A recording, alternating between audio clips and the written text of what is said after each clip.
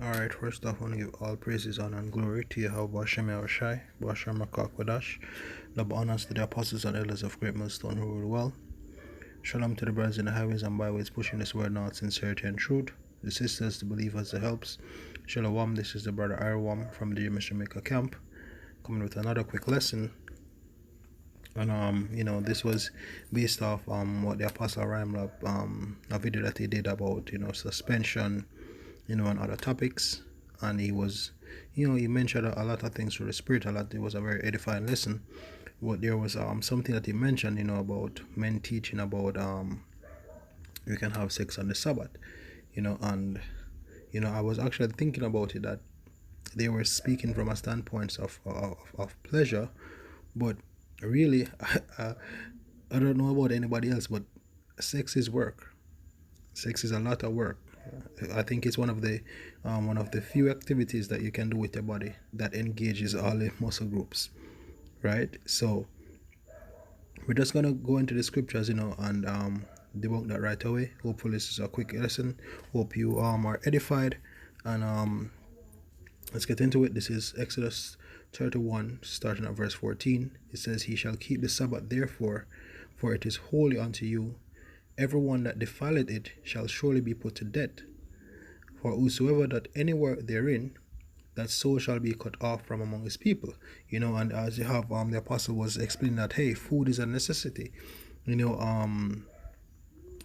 Breathing is a necessity.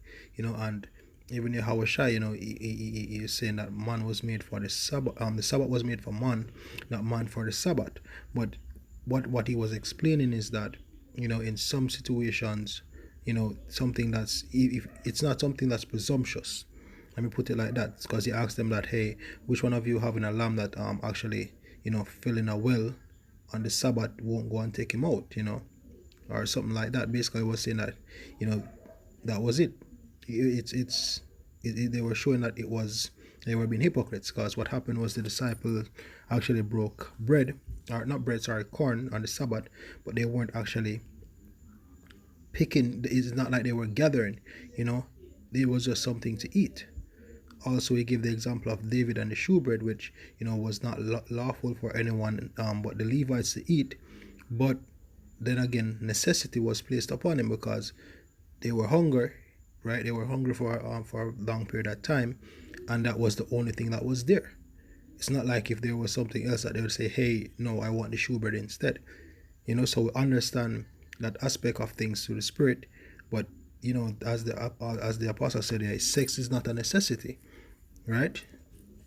So it says, verse 15 says, 6 days may work be done, but in the 7th day is the Sabbath of rest, holy to Yahweh.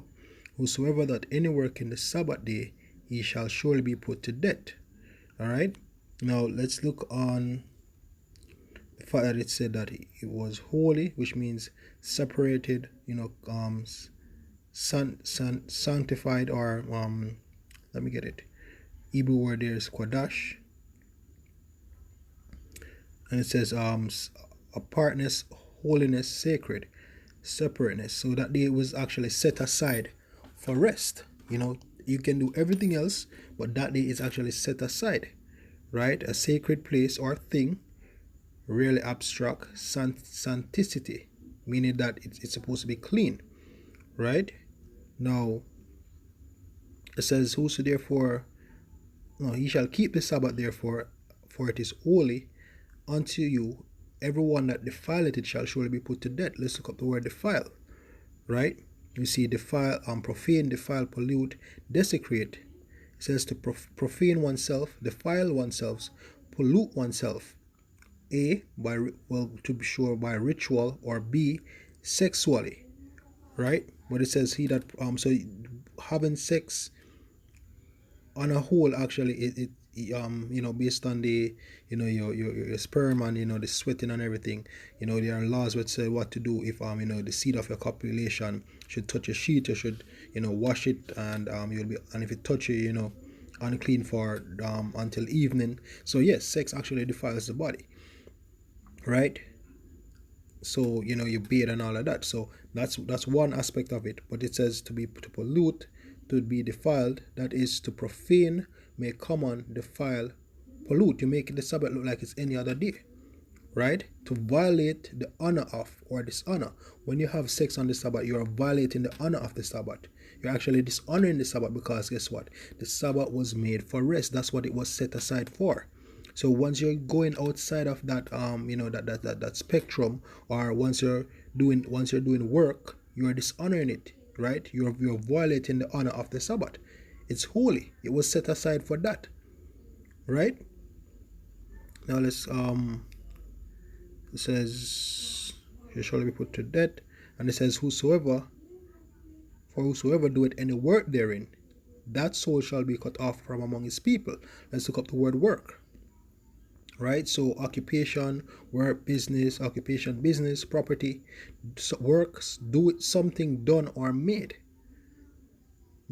Having sex is a full-on activity. It's something that's very tiring. Busting a nut is tiring, much less going through the full activity and then busting a nut. Right. Now it goes down to say properly do deputyship, ministry, general employment, right? Work, business, cattle, industrious. Even it says employment never servile, right? Which servile go back to being serious, right? And as you can see here, it says properly service. When you're having work prescribed, it's your duty to have sex with your woman, as it states in Exodus. Food, raiment, and duty of marriage shall ye not diminish. Duty of marriage meaning what? Sex. So that's you providing a service unto your woman, right? So you shouldn't be providing that service on the Sabbath day, because it was set aside for rest. It's holy. It's separated for just that, rest, right? Now think about it. The word husband. Oh, but before I actually get there, let's see what happened in the wilderness when this man was just doing something as simple, or simple in the eyes of men, as gathering sticks, right? This is Numbers 15 verse 32. "And while the children of Israel were in the wilderness, they found a man that gathered sticks upon the Sabbath day, and they that found him gathering sticks brought him unto Moses and Aaron and to all the congregation. And they put him inward, because it was not declared what should be done to him." Right? So I know, scripture also saying you shouldn't kindle a fire on the Sabbath. So why else would he be gathering sticks? It must be to kindle a fire, or probably to do some form of work, right? And you might look at it as, hey, maybe he picked up a few sticks or something for the next day or something. But the thing about it is that ought not to be done. So how much more something more rigorous, that like sex, right? It says verse 35, "And Yahweh said unto Moses, The man shall surely be put to death. All the congregation shall stone him with stones without the camp. And all the congregation brought him without the camp and stoned him with stones, and he died as Yahweh commanded Moses." All right. It may be a case where you even forgot that it was a Sabbath. And then here's what verse 37 says. "Then Yahweh spake unto Moses, saying, Speak unto the children of Israel, and bid them that they make them fringes in the borders of their garments throughout their generations, and they put on the fringe of the borders of ribbon of blue, right? And it shall be unto you for a fringe, that they may look upon it and remember all the commandments of Yahweh, and do them, and that ye seek not after your own hearts or your own eyes, after which ye used to go a whoring." Right? "That ye remember and do all my commandments, and be holy unto your power." So you see that it was based on this. It's showing that it was all about what he was following his own mind, right? He was seeking after his own art. So no doubt he was actually his art wasn't right, right? Of course, this was definitely an act of presumption. This was him being presumptuous, right? The Lord knew his heart. All right, go moving to what I was saying earlier in regards to a husband, right? The word husband our husbandry goes back to what? Farming. Therefore, let's get it. Let's get husbandman. Right? A farmer is called a husbandman.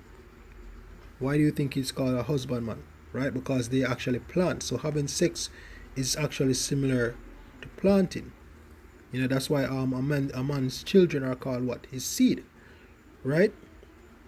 And when you're having sex, what are you doing? You're actually planting your seed. The scripture said what? Be fruitful and multiply. How do we be fruitful and multiply? You have sex, which just as how planting a seed in the earth is actual work, so having sex is actual work, right? So this is Genesis 9 verse 20. And Noah began to be an husbandman, and he planted a vineyard, right? So let's look up the word husbandman and planted and vineyard, right? So and Noah began to be an husbandman, right? Either two words, ayash, meaning man, right? And adama, meaning ground, right? So it says ground, land, as general, tilled, yielding sustenance. So basically a husbandman is basically a tiller of the soil. When you're having sex with a woman, that's pretty much what you're doing. You're tilling the soil. And when you basically come, you're basically planting seed. Hence why they get pregnant, and hence why they have children, which is considered what? The fruit of the womb. Alright? So it's actually, yes, it comes with pleasure, but it's also work. It's also producing something. It's also bringing forth a result. It's bringing forth an action. Right? Let me go to the word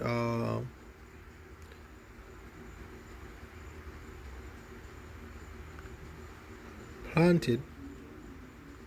Right? To plant, fasten, fix, establish. That's part of you actually building up your household. As the word work was saying, that providing service, tending to your business, your affairs. That having sex is you tending to your affairs. That's you seeking after your own heart. Right? So establish, plant, just as how the Lord say, will establish a nation. How is it that a nation is established? They are built up to what? Through sex. Alright? So that's it for, as an example to show that, hey, Noah was a farmer and he was called a husbandman. Right? Now let's check the New Testament. Right? This is hold on.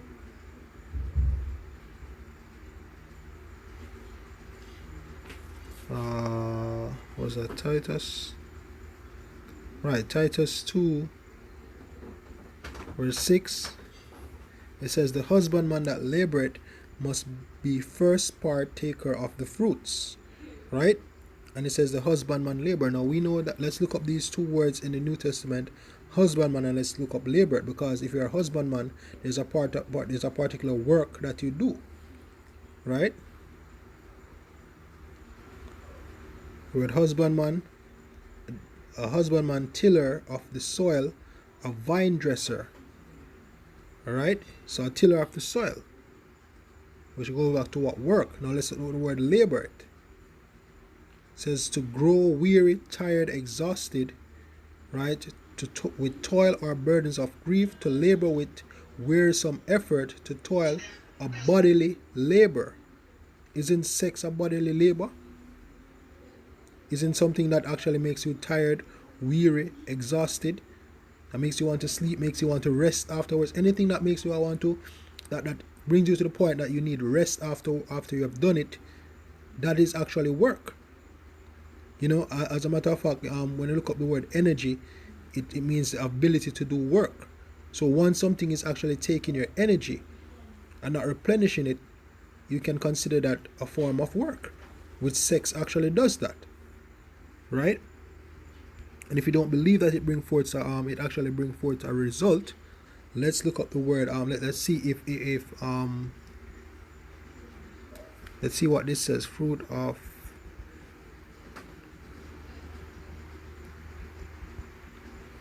the womb.